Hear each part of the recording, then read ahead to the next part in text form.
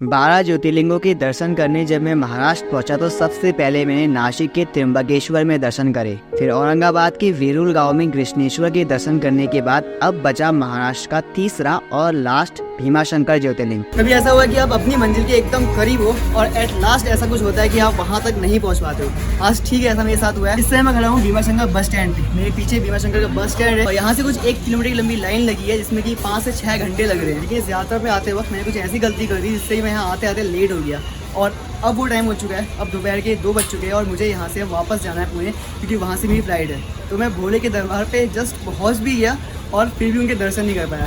ये बहुत बड़ी विडम्बना है मेरे साथ। अब ये गलती करके जब मैं अपनी फ्लाइट में था तो सोच रहा था कि आखिर ऐसा क्यों हुआ कि मैं भीमाशंकर तो पहुँच गया लेकिन बिना दर्शन किए ही वापस जाना पड़ रहा है। तो आज हम जानेंगे things you must know before you visit Bhimashankar Jyotirlinga. और ये कहानी शुरू होती है कृष्णेश्वर ज्योतिर्लिंग में दर्शन करने के बाद, क्योंकि अब मुझे जाना है औरंगाबाद से भीमाशंकर। मेरे कृष्णेश्वर ज्योतिर्लिंग के दर्शन हो चुके हैं। अभी मैं जा रहा हूँ अपने रूम की ओर। तो वहाँ से सामान पैक करते हुए मुझे निकलना है भीमाशंकर की ओर।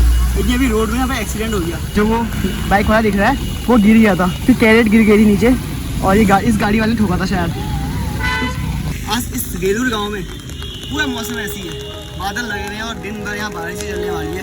तो अपने तो दर्शन अच्छे से हो चुके हैं और अब यहाँ से भीमाशंकर ज्योतिर्लिंग के दर्शन करने हैं फिलहाल। अब वो टास्क बचा है और वहाँ जो गांव है वो भी बहुत अंदर कहीं गांव है भीमाशंकर मंदिर वाला, तो वहाँ भी बारिश बहुत होती रहती है। ये शिवालय तीर्थ कुंड है, यहाँ अंदर कुंड बना हुआ है। इससे पहले मैंने आपको इस कुंड के दर्शन कराए थे।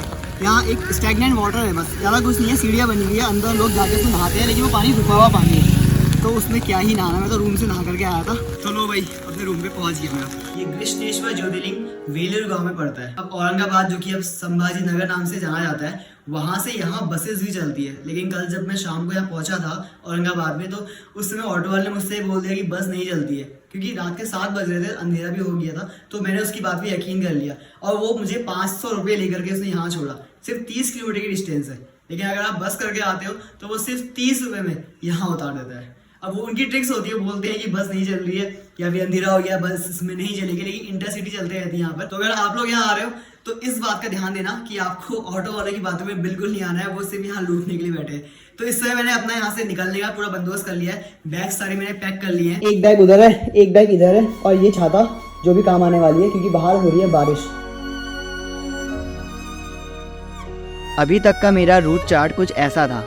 नासिक से मैं पहुंचा औरंगाबाद, इधर से दूसरी बस करी जो ले जाएगी पुणे, फिर पुणे से बस चेंज करके पहुंचना था भीमाशंकर। मेरी कैलकुलेशंस के हिसाब से आज रात तक मुझे भीमाशंकर पहुंचना था, लेकिन औरंगाबाद से पुणे का ही सफ़र 6 घंटे का है, जिसे पूरा होते होते रात के 7:30 बज जाते हैं, जिसकी वजह से मुझे पुणे से भीमाशंकर की बस नहीं मिलती। अब मेरे पास पुणे में ही रुकने का लास्ट ऑप्शन बचा है।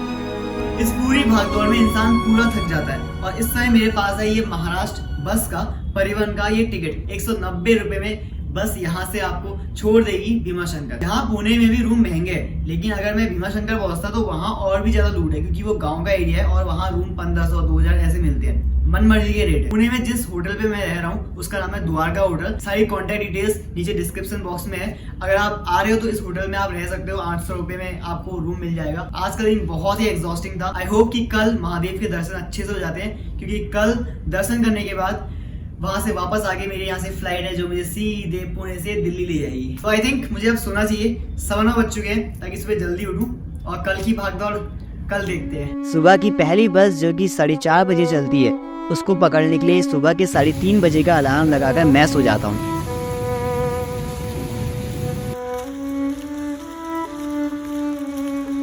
अभी सुबह के 4 बज रहे हैं और मैं यहाँ से बस स्टैंड की ओर जा रहा हूँ।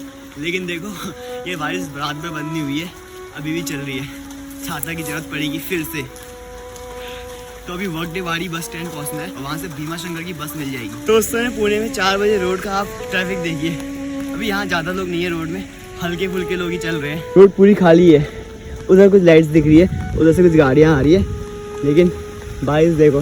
मेरा कॉन्फिडेंस मुझसे ये कह रहा था कि इस समय बस स्टैंड में मैं ही अकेला हूँगा, लेकिन वो कॉन्फिडेंस मेरा तब टूट जाता है जब मैं यहाँ इतनी भीड़ देखता हूँ। खैर सब कुछ ठीक ही चल रहा था, तो मेरा कॉन्फिडेंस मुझसे कहता है कि मैं आज दर्शन भी कर लूँगा और रात को अपनी फ़्लाइट भी पकड़ लूँगा। लेकिन कुछ ही दूर चल के बस का टायर पंचर हो जाता है। इसके साथ ही मेरे दर्शन करने की उम्मीद भी पंचर हो जाती है। पुणे से भीमाशंकर 120 किलोमीटर है, जिसे लगातार चलने पर एक बस 4 घंटे में पूरा कर लेती है। लेकिन हमारी बस तो पंचर हो चुकी थी। अब हाईवे के किनारे खड़े होकर दूसरी बस का वेट ही करना था। बहुत देर बाद दूसरी बस मिल भी गई, लेकिन इस सब प्रोसेस में बहुत टाइम वेस्ट हो चुका था। अब बस महादेव से प्रार्थना थी कि दर्शन भी हो जाए और फ्लाइट भी ना छूटे। लेकिन शायद महादेव मुझसे नाराज थे। ये मुझे तब रियलाइज़ हुआ जब मैंने कार पार्किंग देखी। इतनी भीड़ थी यहाँ की मंदिर में लाइन 1 किलोमीटर तक लगी हुई है। अब मुझे दर्शन और फ्लाइट दोनों में से किसी एक को चुनना था। हमारी बस का टायर पंचर हो गया था, जिस वजह से हमारा बहुत टाइम वेस्ट हुआ।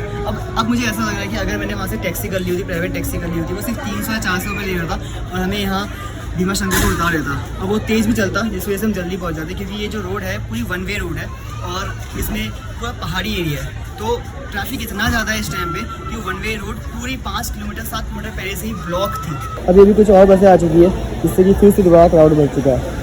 एक बस ने एंट्री और मान ली है वहाँ से, और एक उधर से आ रही है, वो वहाँ से कहीं वो आ रही। व्यू तो गजब है यार, नो डाउट व्यू बहुत प्यारे है। जैसे ये फॉग नीचे को आ रहा है ना, ऐसा लग रहा है हम बादलों को छू रहे हैं। लेकिन अगर आप भीमाशंकर में यहाँ रुकते हो रात को, तो ये गलती बिल्कुल मत करना, यहाँ बहुत महंगा है। एक छोटा सा रूम भाई लोगों ने लिया है, इसके 4000 रुपये ले रहे हैं, और वो रूम कुछ ऐसा है। तो रूम नंबर है 206, और जैसे ये स्टार्ट हुआ वैसे ही खत्म हो जाता है। एक छोटा सा बेड है यहाँ पर। ये हमारे भाई है कोलकाता से, ओझा भाई, चैतन्य भाई इलाहाबाद से, और एक भाई हमारे अभी अंदर नहा रहे हैं। 4 लोग हमारा ग्रुप बन चुका था। लेकिन जो यहाँ रूम है, अगर आप ग्रुप में आते हो तो 4000 पर पर्सन 1000 रुपीज़ पड़ेगा। लेकिन सिंगल के लिए बहुत कॉस्टली है, इसलिए अगर आप पुणे में रहते हो तो ज़्यादा आपके लिए ईजी रहेगा।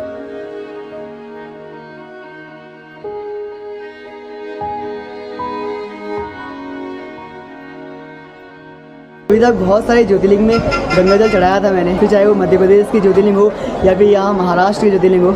लेकिन इस बोतल में इतना सा ही थोड़ा सा गंगा जल बचा था, और ये रखा था मैंने यहाँ भीमाशंकर महादेव के लिए।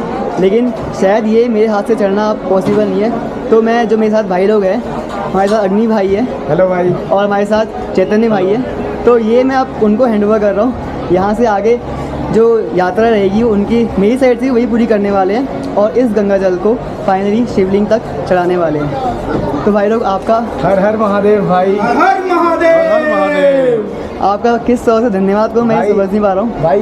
सब ऊपर वाले की कृपा है, महादेव की कृपा है। बस मैं ये कहूँगा भाई, आपने इतना जो सफ़र, आपने इतना लंबा सफ़र आपने तय किया, उसके बाद आपको भगवान, आप यहाँ तक आए हो, भगवान ने आपका एक इम्तिहान लिया, आप फिर भी पहुँचे, आप भगवान की तरफ से पास हो चुके हो। कोई बात नहीं, आप भगवान के तट पे आ गए तो भगवान का दर्शन पूरा हुआ। आपकी फ़्लाइट है और आपको, इसलिए आपको यहाँ पे लाइन के कारण आपको जाना पड़ रहा है। कोई बात नहीं, महादेव आपके साथ हमेशा सदा हमेशा बने रहेंगे। आप यहाँ तक आए, और ये जल आपका मैं आपको भगवान को अर्पित कर दूँगा आपकी तरफ से। बहुत अच्छा लगा आपसे मिल गए। भीमाशंकर ज्योतिर्लिंग के इतना करीब पहुँच के दर्शन ना कर पाने की वजह से मैं बहुत रिग्रेट फील कर रहा था। दोस्तों को गंगा जल हैंड ओवर करके मैं रात तक वापस पुणे पहुँच जाता हूँ, जहाँ से मेरी फ़्लाइट थी दिल्ली के लिए। अब रात फ़्लाइट तो पकड़ ली, इतनी ऊपर से पूरे महाराष्ट्र को देखते हुए मैं ये सोच रहा था कि क्या भीमाशंकर ज्योतिर्लिंग में मेरी अटेंडेंस पूरी मानी जाएगी। अगर मैं बस से ना जाकर टैक्सी से जाता तो जल्दी भी पहुंच जाता और दर्शन भी हो जाते। लेकिन क्या ये दर्शन मेरे पूरे माने जाएंगे? कमेंट करके बताना कि क्या ये यात्रा अधूरी मानी जाएगी। इसे पूरा करने मुझे दोबारा आना पड़ेगा। और 12 ज्योतिर्लिंगों की बाकी वीडियोस स्क्रीन पर है, उस पर क्लिक करिए और आपसे वहीं मिलते हैं।